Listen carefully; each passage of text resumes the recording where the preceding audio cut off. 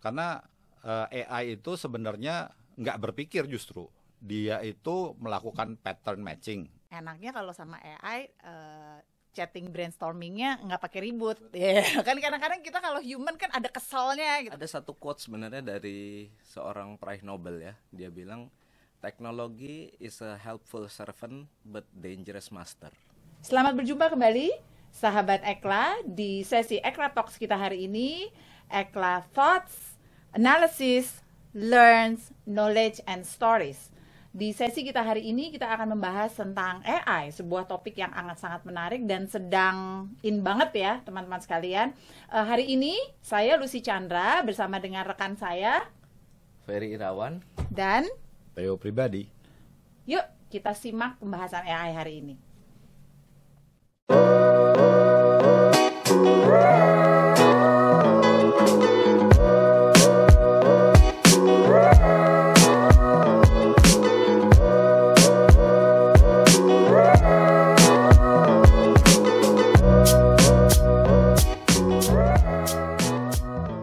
Oke, kita mulai nih ya, Theo dan Ferry.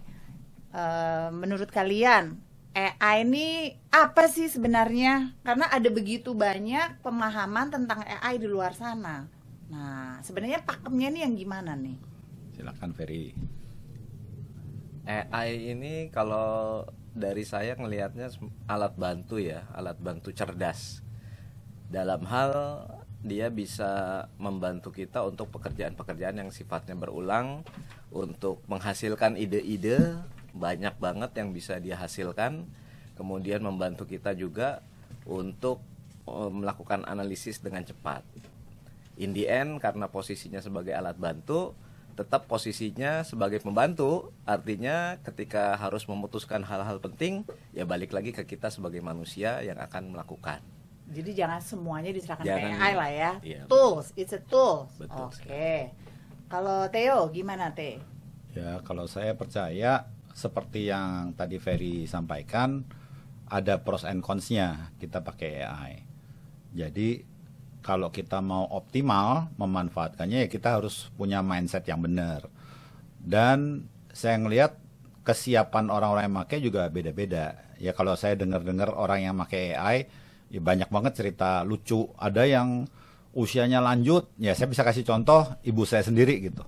Pernah setelah saya cerita bagaimana AI bisa bantu kerjaan kita, dia tonton ngirim file MP4 isinya video, lagu, terus dia minta bisa nggak AI bantu keluarin partiturnya karena mami kepengen nyanyi, dia bilang gitu. Suruh bikin ininya tuh, note-note-nya. Partiturnya, ya saya amazed banget, maksudnya. Kepikiran ya? Ya di usia segitu, menurut saya digital mindsetnya itu on gitu, switch on banget gitu. Lepas dari AI-nya siap atau nggak siap, atau kita beneran bisa bantu dia generate itu atau enggak, tapi bahwa dia kepikiran it's a possibility untuk minta AI melakukan itu, menurut saya luar biasa di usianya yang 84 tahun gitu.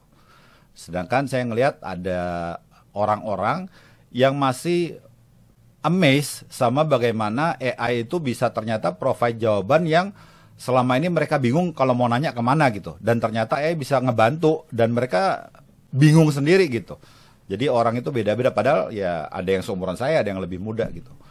Nah kalau saya setuju sama Ferry bahwa jangan biarkan AI itu jadi yang punya final say, tapi dia lebih ke provide suggestions aja gitu. Apa yang bisa jadi alternatif jawaban, tapi kita sebagai human beings, manusia yang bisa ngambil kesimpulannya.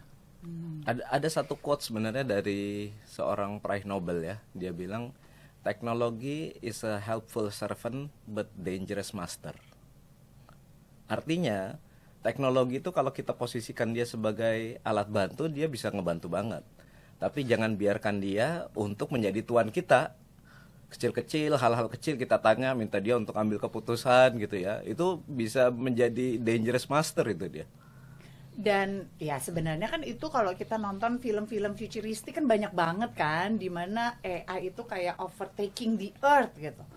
Dan ujung-ujungnya bahkan kalau saya lihat nih, oke itu film, tapi kalau saya lihat juga di YouTube tuh sekarang banyak juga tuh yang komen-komen yang kayak AI expert itu bilang bahwa someday AI itu akan tanda kutip nih menyeramkannya membunuh manusia. Ya, jadi kayak film-film itu kayak bakalan jadi kenyataan gitu mereka prediknya kan. Oke, nanti kita akan bahas terkait dengan ancaman terhadap AI tadi ya. Kenapa kita perlu hati-hati. Sekarang kita coba lihat yang positifnya dulu deh. Peluang dari AI ini. Tadi kan teman-teman udah sempat ngomong bahwa AI ini adalah tools yang akan bisa membantu kita. Nah, coba peluang-peluang apa lagi nih? Ada contoh-contoh lagi nggak pengalaman lainnya di mana AI itu benar-benar membantu pekerjaan kita menjadi lebih mudah, lebih efektif gitu. Kalau saya penggunaan pribadi, again, jadi curiosity itu penting banget ya kalau menurut saya, karena awal mulanya eksplorasi itu dari situ, dari curiosity. Anak saya main sepatu roda, kemudian gerakannya itu susah banget untuk dilihat dengan mata telanjang. Bahkan kadang-kadang kalau di perlombaan aja juri itu menggunakan kamera untuk menangkap gerakan karena udah sebegitu cepat gerakannya. Pakai yang slow mo gitu untuk memastikan bahwa tidak gerakan yang dilakukan itu tidak menyalahi aturan. Gitu. Karena ini udah nggak kelihatan oleh kasat mata, jadi saya coba ambil videonya dan saya bikin videonya itu jadi frame by frame tuh, jadi gambar satu-satu gitu. Kemudian minta AI untuk menganalisa gerakannya. Saya kasih dia konteks sedikit tentang aturan permainannya seperti apa, bagaimana disebut penalti, bagaimana disebut yang berhasil gitu. Saya kasih tahu dia semua dan saya sangat takjub ngelihat hasilnya karena dia bisa memberikan gambaran sudut tubuh, sudut kaki, kecepatan, berapa gerakan langkah per detik yang bisa dilakukan. Kemudian saya compare juga dengan hasil pemain atlet top dunia, itu kita bisa lihat perbandingannya, minta dia bandingkan antara atlet kita dengan atlet luar negeri itu sejauh mana perbedaannya, dan itu luar biasa. Menurut saya itu hal-hal yang kita manusia nggak bisa capture ya dengan mata telanjang itu, karena gerakannya itu susah banget untuk dilihat gitu.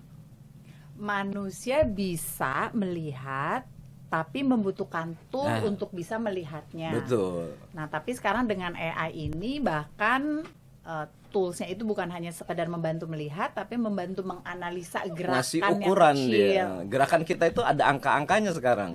Dari posisi tubuh, sudut kaki, kecepatan, itu semua jadi angka tuh. Ini udah kayak yang di film-film detektif itu tuh, yang kayak semuanya dianalisa. Ya sebenarnya kayak thumbprints atau face recognition itu gitu ya. Menarik ya. Menarik banget. Kalau Theo, pengalamannya apa Theo? Kalau saya dengar tadi teman-teman memakai kata analisa gitu ya. Saya sendiri kalau ngelihat AI itu justru apa yang kita anggap dia melakukan analisa, cara dia melakukan analisa tuh berbeda dengan manusia melakukan analisa gitu. Saya ngelihatnya. Mungkin saya akan mulai dulu dengan apa yang menjadi benefit atau value yang AI bisa deliver. Nanti saya akan mungkin ya lanjut ke analisa tadi gitu.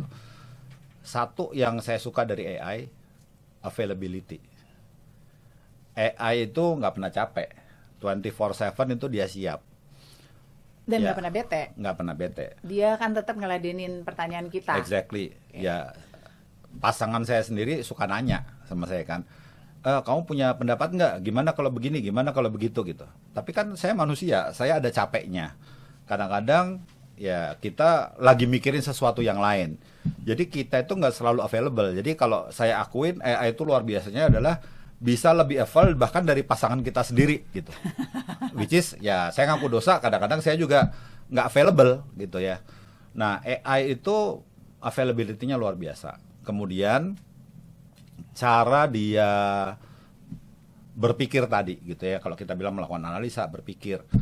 Kalau kita pelajari sebenarnya pendekatan AI, mungkin nanti Ferry bisa ngasih contoh-contoh tuh. Saya suka banget kalau dia ngasih contoh-contoh tentang bagaimana AI itu memberi alternatif jawaban gitu ya. Karena AI itu sebenarnya nggak berpikir, justru dia itu melakukan pattern matching gitu ya. Dia ngelihat pola, dia itu melakukan perhitungan probabilitas statistik gitu. Apa yang menurut dia sebagai jawaban yang dicari oleh user yang pakai. Jadi selain dia available, buat saya AI itu bisa cari. Kita manusia itu banyak banget blind spot, nggak kepikiran gitu loh. Kita tahu mau kemana, tujuan saya mau ngapain gitu. Kita ya banyak maunya lah. Manusia itu kan kalau ngomong ya curiosity, intention, objektif itu banyak banget interest kita gitu. Tapi seringkali nggak kepikiran untuk mencapai atau mewujudkan interest itu apa aja yang perlu kita pertimbangkan. Nah, saya ngelihat AI itu punya kemampuan mencari, bahkan mempertimbangkan kemana aja mesti dicari yang kita juga kelewat gitu loh. Kita nggak kepikiran. Ya, dia punya kemampuan itu. Dan saya ngelihat kemampuan analisa yang sebenarnya AI lakukan itu sebenarnya augmented analysis atau datangnya dari augmented cognition. Jadi berpikirnya itu sebenarnya nggak real gitu, sesuatu yang enhance gitu, berdasarkan perhitungan ya tadi pattern matching dan probabilitas gitu loh, yang menurut dia jawaban yang perlu. Nah, karena dia bisa nyari, dia itu bisa menemukan, dan apa yang dia ketemu itu saya ngelihatnya seringkali jadi rekomendasi, suggestions lah gitu. Tadi saya suka Ferry bilang jangan biarin AI punya final say gitu, karena saya setuju tuh, apa yang dihasilkan itu ya saya anggap sifatnya suggestions. Dia bisa reveal apa yang ada di blind spot saya, sehingga saya kepikiran, oh ya ternyata kita perlu tuh mempertimbangkan ini juga gitu. Sehingga dia bisa jadi partner brainstorming. Tapi decision making harusnya ya kita, human beings yang punya final say untuk bilang berdasarkan masukan kamu berarti oh saya bisa nyimpulinya beginilah gitu. Karena kita beneran real berpikir, menganalisa, bahkan nggak cuman berpikir, tapi kita juga punya afeksi. Ya, afeksi itu perasaan kan. Kalau saya ngelihat ya AI itu belum nyampe ke situ lah. Misalnya dia punya afeksi pun sama, ya meta affection gitu. Atau tepatnya augmented affection gitu yang dia lakukan. Oke, kalau saya pengalamannya begini. Saya ini kan suka bikin skenario-skenario, ya kan? Tapi dari setiap skenario, dari asumsi yang saya punya, saya sudah punya bayangan seharusnya outcome-nya adalah ABC juga gitu, ya kan? Skenario A outcome-nya A, skenario B outcome-nya B, dan seterusnya. Tapi saya kayak pengen justifikasi gitu. Kalau misalnya AI yang mikirnya, apakah outcome-nya akan seperti yang saya harapkan tadi untuk setiap skenario tadi? Validasi jadi. Ya, jadi saya banyak pakai AI untuk validasi itu juga sih. Dan saya suka mereka itu kan juga bisa men-challenge asumsi-asumsi kita ya. Yeah. Jadi asumsi ini menurut saya masuk akal. Kalau menurut kalian gimana gitu? Maksudnya menurut AI itu gimana gitu? Karena dia kan tadi dia bisa mengumpulkan begitu banyak data di luar sana. Tapi bener banget sih. Kalau kita mau sesuatu, kita yang harus ngarahin AI-nya ya.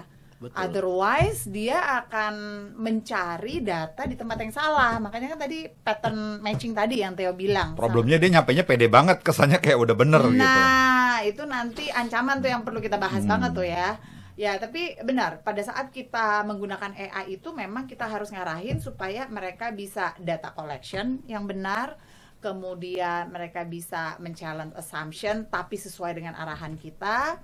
Kemudian yang tadi brainstorming partner itu ya, itu buat saya membantu banget karena kayak tadi saya bilang, saya chatting sampai jam 2 pagi itu benar-benar tektok banget.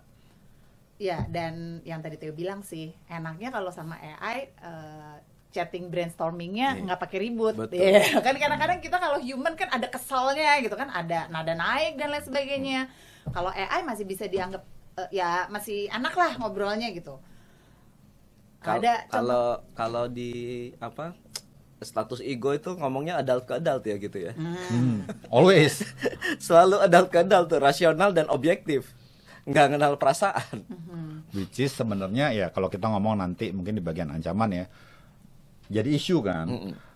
Kalau kita cuman punya satu mode, ngomong sama orang adult to adult terus, kadang-kadang orang itu minta perasaan dia, situasi dia, kesulitan dia tuh diperhatikan dulu. Ekspresi. Ya, jadi kita bisa merespons dengan benar gitu kan. Kalau dia lagi keluar child-nya misalnya, ya mungkin nanggepin dia ya kita pakai child juga. Misalnya, ke Starbucks yuk. Ayo, gue juga lagi kepengen ke Starbucks, lagi butuh ngopi gitu. Itu kan child lawan child gitu. Enak dulu kalau kita mau ya mikir bareng-bareng ngambil kesimpulan ya baru kita ngomong ke adult. Betul. Nah AI itu masalahnya selalu adult ke adult tuh. Nggak bisa diajak bercanda dia. Kalau menurut kalian opportunity AI di bidang pendidikan nih, apa aja?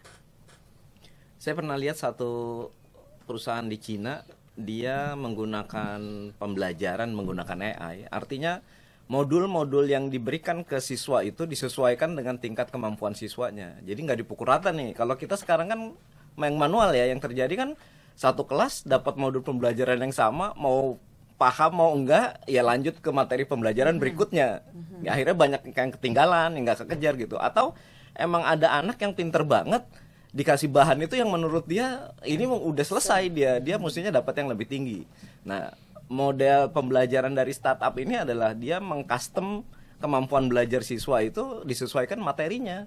Jadi dikasih ujian, lihat oh ini ternyata dia bisa lebih tinggi, dikasih materi yang lebih gitu. Akibatnya emang yang terjadi adalah ketika siswa selesai dari kelas itu kemampuannya bisa emang beda-beda tergantung dengan kemampuan kognitifnya dia untuk mempelajari hal gitu. Jadi menurut saya ya ini salah satu penerapan yang pembelajaran itu bisa custom banget untuk siswa.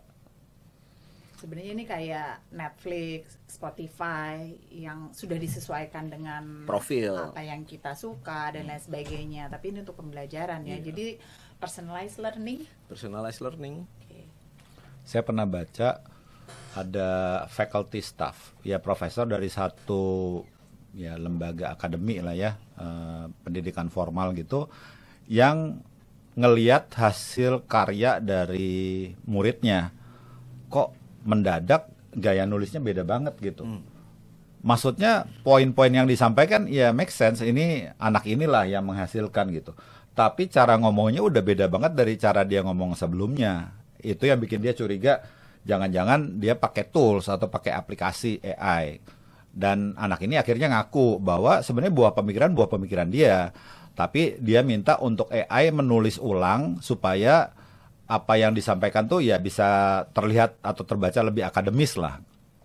Nah kalau menurut saya mungkin kalau kita mau tetap menunjukkan bahwa itu adalah pemikiran saya dan gaya penulisan saya yang seperti Ferry lakukan tadi tuh, kita bisa ngasih contoh kali ya, writing saya tuh stylenya seperti ini gitu kan. Saya kalau nulis nih contoh 1, contoh 2, contoh 3, jadi style saya kayak gini. Saya punya buah pemikiran seperti ini.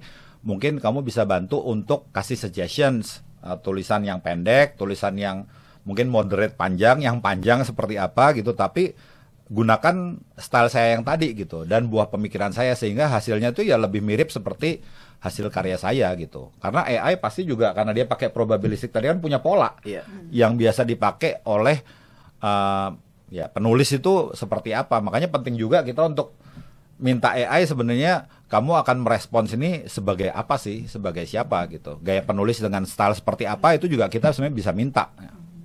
Oke. Nah ini kayaknya dari tadi balik-balik kita ngomong peluang AI tapi selalu ada ancaman kan. Dari tadi nih dari contoh-contoh yang kita share sama teman-teman sekalian. Oke, sekarang kita masuk ke bagian ancaman. Menurut kalian ancaman terbesar dari AI ini apa nih? Apa yang perlu kita hati-hati banget perhatikan? Halusinasi. Contohnya kan waktu itu kamu pernah share kan, share lagi dong ke teman-teman yang lainnya. Ferry dulu mungkin. Ya, kalau saya ngelihatnya kita harus memahami cara kerja AI ya. Cara kerja AI, dengan memahami cara kerja AI kita jadi tahu apa yang menjadi kelemahannya. Dengan memahami kelemahannya kita jadi aware bahwa apa yang dihasilkan itu ternyata bisa salah. Ya, kalau kita nggak paham seperti itu, kita selalu menganggap apa yang dihasilkan kan jadi selalu benar. Karena AI itu dia tidak mengenal kata keraguan-raguan. Ketika dia mengasih output, nggak ada kata ragu-ragunya itu dia. Ya confident banget. Gitu. Padahal dia melakukan itu karena menggunakan tadi yang Theo bilang ada probabilistik dan statistik. Dan datanya belum tentu update belum tentu ke yang latest gitu. Kenapa namanya jadi ChatGPT? Ya kan? Pasti ada reason orang namain dia ChatGPT gitu. GPT itu kan generative pre-trained transformer. Generatif itu artinya dia bisa menghasilkan teks, bisa menghasilkan gambar, menghasilkan video, suara, itu Konten generatif, lah ya. konten.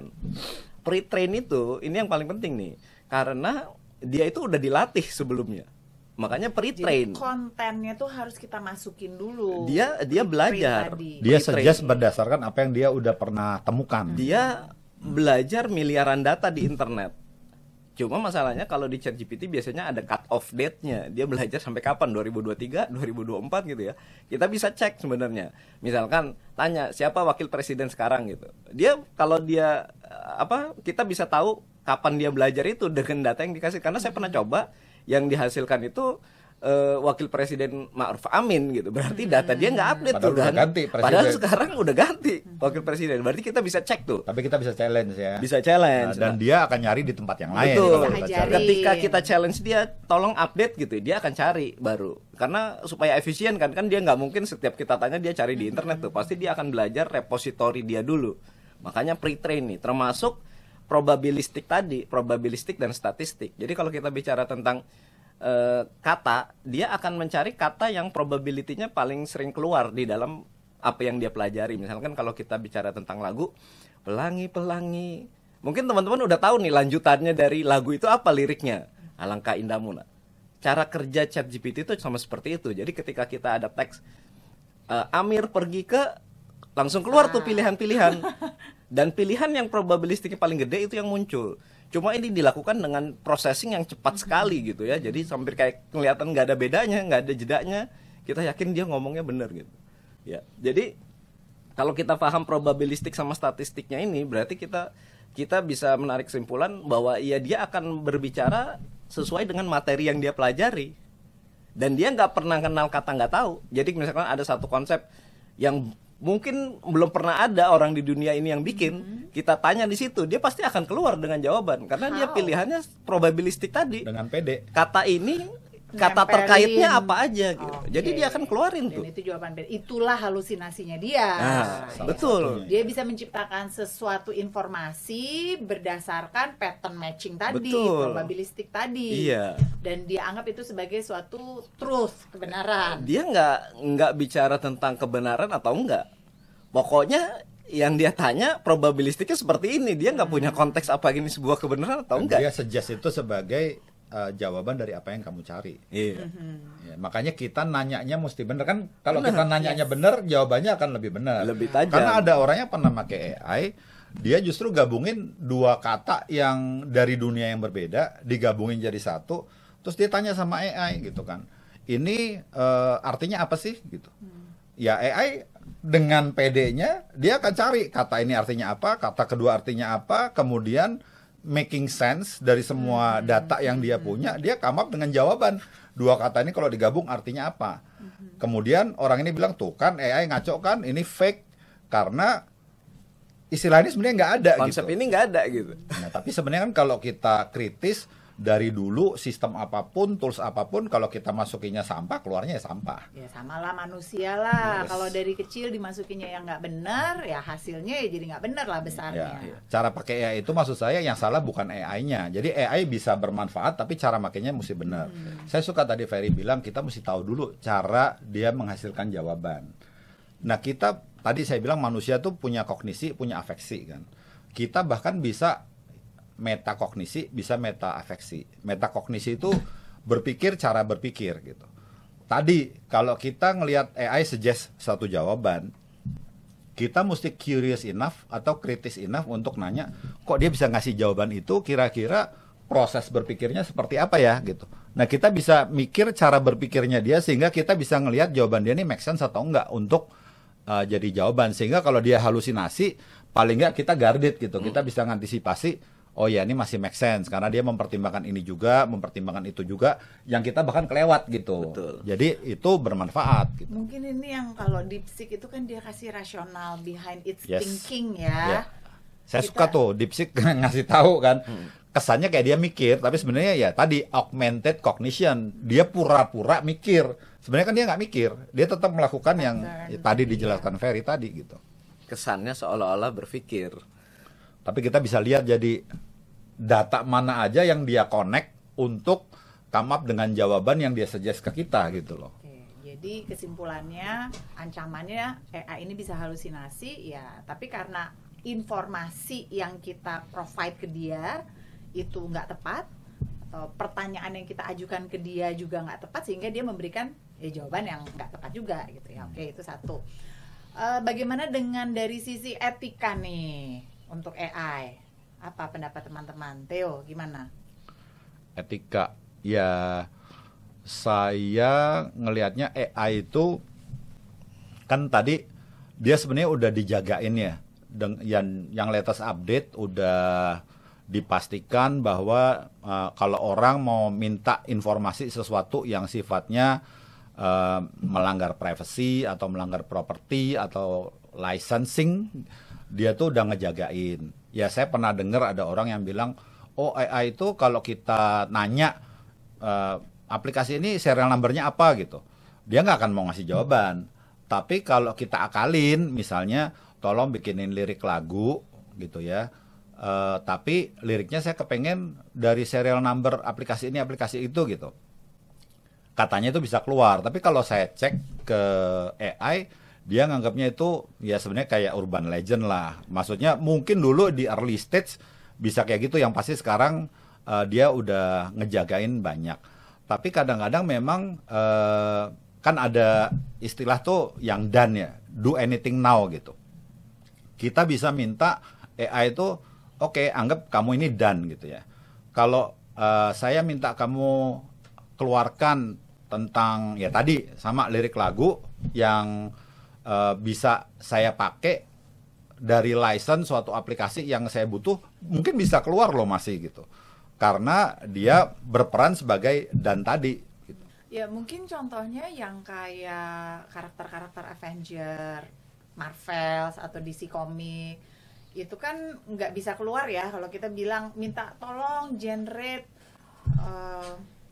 Superman sedang ngapain gitu, dalam konteks apa gitu kan, karena kan di ChatGPT kita bisa minta mereka bikin komik kan. Yes. Itu udah nggak bisa juga kan sekarang kan, udah dibilangin tuh ini copyrighted nih, nggak akan Tapi bisa ya keluar. tapi bisa ada cara-cara tertentu, misalnya kita nggak jangan bilang bikin Darth Vader gitu ya, tapi kita minta tolong nih sama AI bikin orang yang ya jenderal, misalnya jenderal dari suatu pasukan science fiction gitu ya, yang punya serdadu, kita bisa jelasin seperti Stormtrooper gitu pasukannya, dia bisa gambarnya mirip banget sama Darth Vader gitu.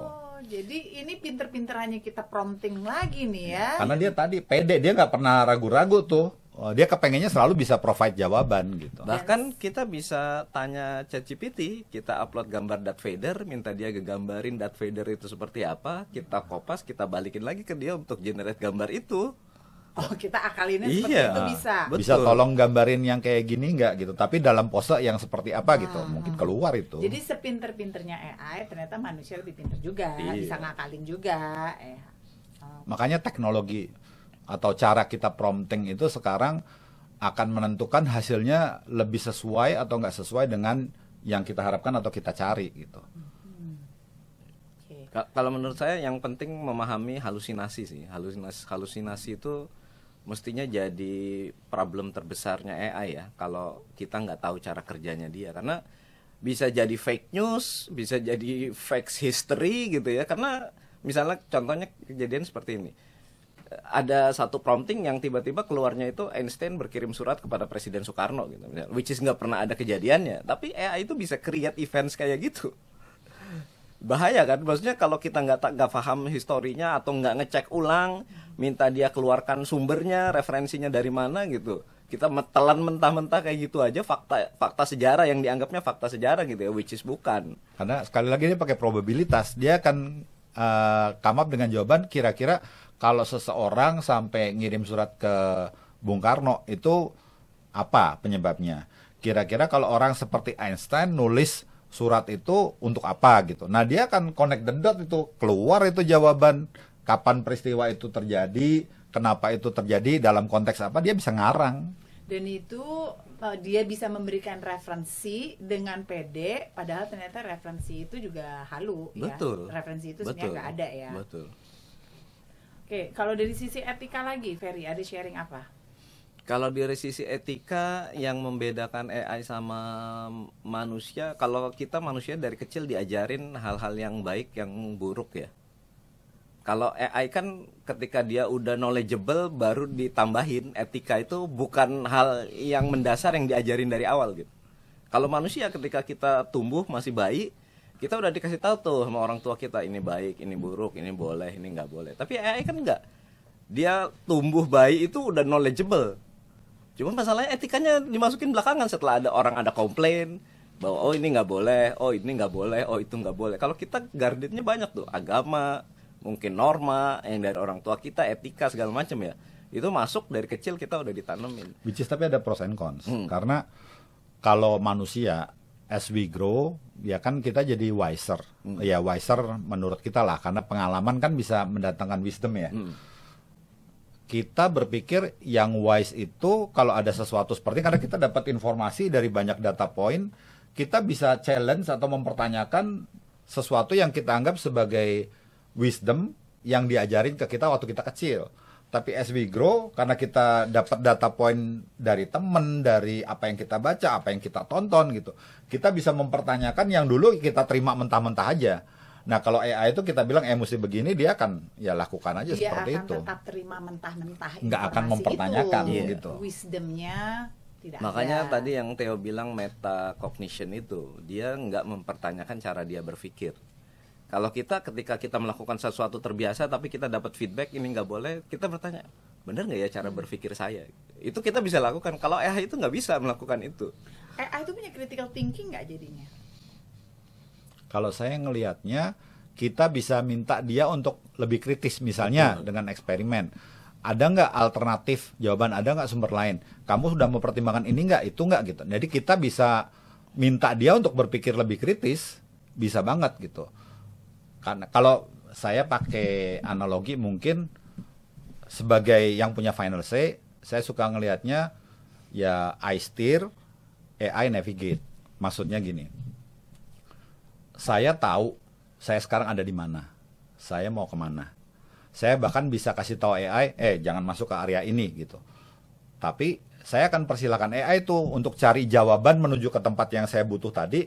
Apakah mau belok kiri dulu, belok kanan dulu. Nah itu navigating tuh, cari path yang terbaik untuk bisa mewujudkan itu dengan mempertimbangkan semua data yang dia punya, yang saya mungkin punya blind spot bahkan kelewat, nggak tahu apa aja sih yang relevan ke situ gitu. Tapi I know where I wanna go gitu. Dan kalau dia suggest sesuatu yang menurut saya kayaknya ini nggak bagus deh, nah I should have the final say gitu untuk bilang kayaknya saya nggak cocok sama jawabannya. Coba kamu cari lagi atau pertimbangkan ini itu gitu. Nah tadi manusia juga punya afeksi kan.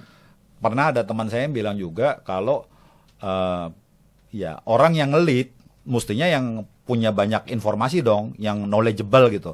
Nah saya merasa justru walaupun decision making itu nggak bagus kalau kita dipengaruhi oleh emosi, too much emotion gitu, jadi emotional decision making, tapi afeksi, emosi itu juga bagian dari human beings yang membuat kita tuh justru lebih dari AI. Kita bisa mikirin dampak konsekuensi melakukan sesuatu terhadap seseorang atau terhadap society atau terhadap orang banyak, yang AI pokoknya kalau dianggap ini jawaban yang benar ya itu yang akan dia suggest gitu. Saya pengen coba analogiin yang tadi Theo bilang nih terkait sama kita ini steering dan AI ini navigates.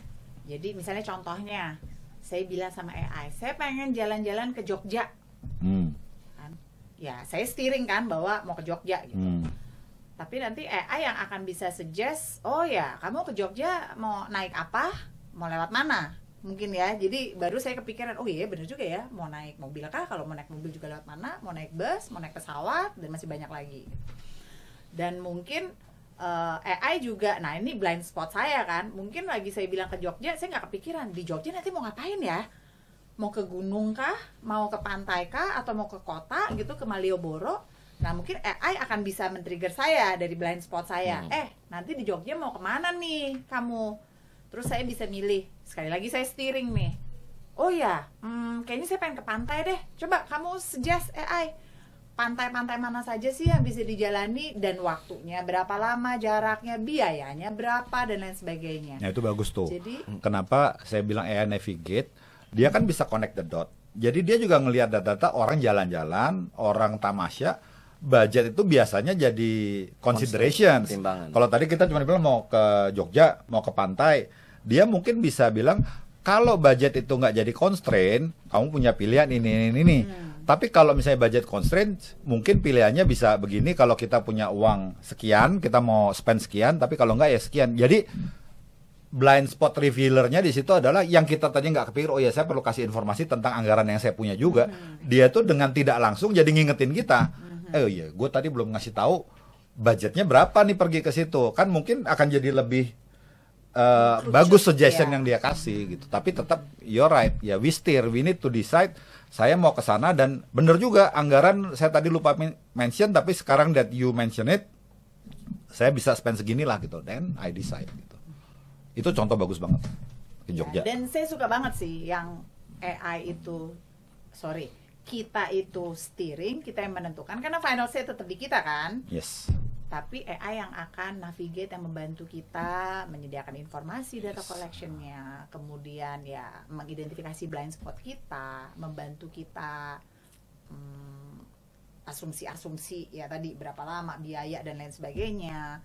Jadi ya tools, balik lagi ke yang awal tadi Ferry bilang ya, tools yang akan sangat berguna jika kita menggunakannya dengan tepat juga. Ya kalau di organisasi saya suka mikirnya gini, kalau saya leadernya, saya tahu saya mau kemana, terus sekarang saya ada di mana gitu kan. Untuk bisa mewujudkan ini dengan cara yang terbaik kan saya butuh orang-orang yang bisa kasih saya informasi itu dong. Nah AI itu bisa jadi think tank. Karena dia punya data kan yang tadi Ferry bilang miliaran, banyak banget data yang dia punya gitu. Apa yang salah, apa yang benar, what can go wrong, dia bisa remind kita untuk things yang bisa kita hindari, avoid very early gitu ya, supaya saya bisa mewujudkan tujuan saya tadi gitu. Jadi dia kalau kita analogikan di perusahaan bisa jadi think tank lah buat kita gitu. Sedangkan kita yang decide gitu. Saya ngebayangin kalau sesi strategi planning ya dengan pola yang biasa kita lakukan. Saya menyarankan kita bahas skenario ke depan, strategi perusahaan ke depan itu kita lakukan secara manual dulu nih, di dalam kelompok. Kemudian kita minta tim siapkan satu data point dari AI.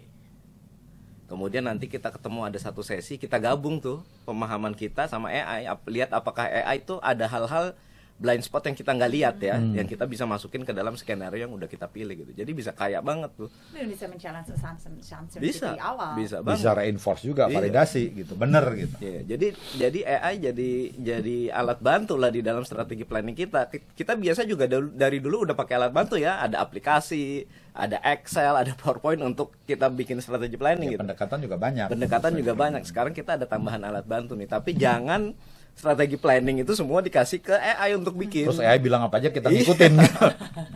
Konyol. Betul. Ada porsinya jadinya. Nah dari tadi kita kan udah ngelihat begitu banyak peluang dari AI ya. Jadi kalau saya bisa bilang AI-in aja. Nah tapi kan tadi kita sudah diingatkan ada ancaman yang perlu kita perhatikan, terutama halusinasinya dari AI ini.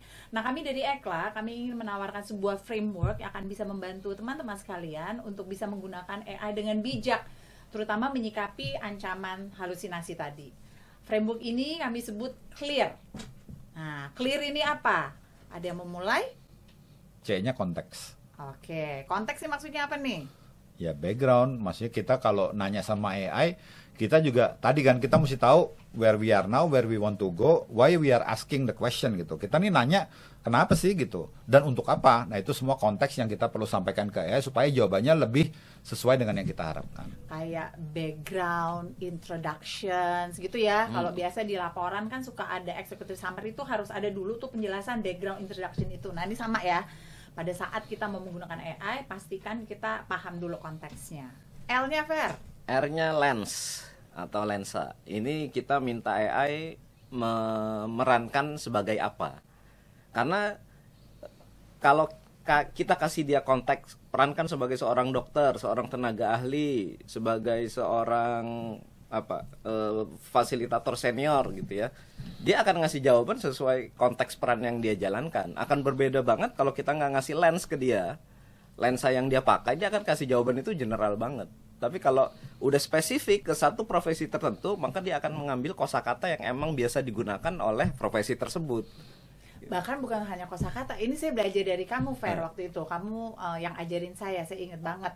Saya tuh suka tanya sama AI terkait masalah obat nih. Kamu ngingetin saya, kalau nanya ke ChatGPT atau nanya ke any AI lah ya, nanyanya kalau saya seorang general practitioner misalnya, atau saya seorang ahli onkologi, itu ternyata jawabannya beda banget, Fer, memang. Ya, jadi karena berarti dia akan mencari data point tadi di dalam konteks, ya berarti makalah-makalah medis ya, instead of yang umum aja. Jadi lens ini penting banget ya. Iya, betul banget. Okay. Dan kita kan sekarang misalnya nggak bisa scripting, nggak bisa programming, bisa minta AI untuk generate algoritma. Itu beda banget kalau kita minta dia untuk ya menggunakan lens seorang seasoned programmer. Dan dia, ya pokoknya kita tanya, tolong bikinin script ini gitu. Itu bisa codingnya beda banget. Sometimes it doesn't even work gitu. Kalau kita nggak specify, memastikan dia adalah seorang ya programmer yang berpengalaman, sehingga bisa lebih efisien, bisa ya lebih optimal lah code yang dihasilkan gitu. Nah, E-nya ini adalah experimentation. Nah, experimentations ini intinya bagian prompting lah ya. Pada saat kita prompting ke AI ini, kita mesti coba lagi, kita perbaiki. Bahkan di AI ini kita bisa minta AI bikin prompting. Nah, menarik ya. Jadi tulisin promptingnya dulu dong. Jadi sebelum kita menanyakan sesuatu, atau misalnya contohnya kita mau mengenerate sesuatu dari AI, kita minta tolong bikinin prompting untuk saya mengenerate gambar ini. Nah, dia bikinin promptingnya, baru prompting itu dijalankan, baru kita bisa menghasilkan gambar yang kita mau gitu. Biasanya kalau saya minta komik 4 panel, 5 panel gitu kan, saya minta dia untuk kamu bikinin promptnya dulu, sehingga saya bisa review dialognya yang terjadi apa kan. Dari apa yang dihasilkan, saya kadang-kadang justru jadi kepikiran. Sebelum kejadian dia udah gambar kan, text time tuh, dan makan resources kan. Nah, kita bisa lihat, kalau gitu kayaknya 3 panel aja cukup gitu, atau justru kita kayaknya butuh lebih detail deh gitu promptnya, sehingga ya tadi experimentation itu perlu banget E-nya. A-nya Fer, apa Fer? A-nya audience. Jadi ketika kita melakukan prompting, sebisa mungkin kita menspesify siapa nih pembaca atau penikmat dari hasil teks yang dihasilkan gitu. Misalkan kita kepingin teks kita yang dihasilkan ini untuk pembaca pemula atau beginner gitu ya, pasti dia akan bikinnya itu jauh lebih sederhana dibanding kalau ini audiensnya para dokter berpengalaman puluhan tahun gitu. Mungkin yang digunakan istilah-istilah kedokterannya juga lebih banyak ya. Tapi kalau kita udah specify ini untuk general audience, dia akan turunin tuh penggunaan kata-katanya sesuai dengan audiensnya. Kebayang kalau kita mau convincing investor, ya kan kita lagi bikin pitch deck, ya akan nolong banget kalau kita bilang sama AI, ini hasilnya saya perlu audiensi dari investor gitu, untuk bisa support my project gitu kan. Nah, jadi dia akan bisa come up dengan skenario-skenario yang lebih convincing gitu, daripada kalau kita ya pokoknya minta tolong bikinin pitch deck buat sesuatu gitu. Yang terakhir, Theo, respons ini ya sebenarnya hasil keluarannya. Tadi contoh kita minta hasil keluarannya, bikinnya prom aja dulu gitu. Itu respons tuh yang kita harapkan. Bisa juga tolong misalnya kita bikin komik 4 panel dengan stylenya siapa? Kayak stylenya Tintin misalnya. Atau dengan stylenya karikatur atau komik ala Indonesia. Bahkan saya pernah minta dia bikinnya ala wayang gitu, yang menggambarkan pokoknya mesti Indonesia banget gitu. Itu responsnya sesuai. Kadang kita bisa minta dia untuk tolong bikin ini elaborate. Jadi dalam bentuk deskriptif yang panjang, atau kita justru kepengennya summary aja. Itu semua adalah bentuk respons tuh. Tabel kah? Bentuknya puisi kah? Ya, tadi kalau ya my mom minta partitur gitu kan, itu berarti musical notes gitu kan. Itu kita mesti spesifik sih, minta responsnya dalam bentuk apa, supaya sekali generate itu akan baik. Nah, kenapa ini juga penting, ini kaitannya sama etika tadi ya. Kenapa clear ini jadi penting banget, karena kan AI saat menghasilkan jawaban pasti butuh processing power ya. Betul. Iya kan? Kalau dia mesti sampai mendapatkan jawaban sesuai dengan yang kita harapkan tuh mesti melakukannya berulang, ya sebenarnya kita wasting resources yang sebenarnya mungkin bisa dimanfaatkan oleh orang lain juga. Apalagi kita udah nggak bayar, terus kan awal-awal ngaku dosa nih ya. Saya juga suka minta tolong sama AI itu ya pakai please buatin ini, ternyata please saya itu direspon sama dia gitu. Dan itu pasti menggunakan processing power. Udah dia come up dengan hasilnya, saya bilang, oh thank you ya, udah ini. Dia juga respons lagi tuh thank you saya. Jadi ya lama-lama saya pikir kayaknya kalau kita minta AI mengerjakan sesuatu, ya kita juga To the point ya. to the point, hindari please, thank you, karena itu ternyata resource intensif lah gitu. Dan itu salah satu isu juga ya saat ini ya teman-teman, bahwa karena AI itu membutuhkan resources yang luar biasa, itu berdampak terhadap bumi memang kan, bagaimana energi yang digunakan, salah satunya adalah untuk cooling down the computer systemsnya di servernya, itu kan lagi rame juga tuh, karena ternyata supply air dari masyarakat sekitar itu sampai habis gara-gara airnya dipakai oleh para tech giant tersebut. Jadi itu salah satu etika yang perlu kita perhatikan saat menggunakan AI. Jangan menggunakan kata-kata yang nggak penting. Concise kayak tadi lah, please, concise. gitu. Ya, kita harus concise ya. Nah, teman-teman sekalian, jadi kita sudah mendengarkan sebuah framework untuk kita menggunakan AI dengan bijaksana, dengan produktif ya. Semoga framework clear yang baru saja kita perkenalkan ini dapat membantu teman-teman untuk AI-in aja pekerjaan-pekerjaan kita yang memang kita AI-kan. Tapi jangan lupa, AI itu tadi kita sudah sama-sama membahas bahwa AI adalah tools yang akan sangat efektif untuk digunakan agar kita bisa menghasilkan pekerjaan lebih efektif dan efisien. Nantikan sesi-sesi Ekla Talks lainnya. Jangan lupa untuk komen, untuk kasih masukan juga, sehingga ya tadi di Ekla Talks berikutnya kita bisa merespon sesuai dengan kebutuhan sahabat Eklaters. Sampai jumpa. Bye. Bye bye.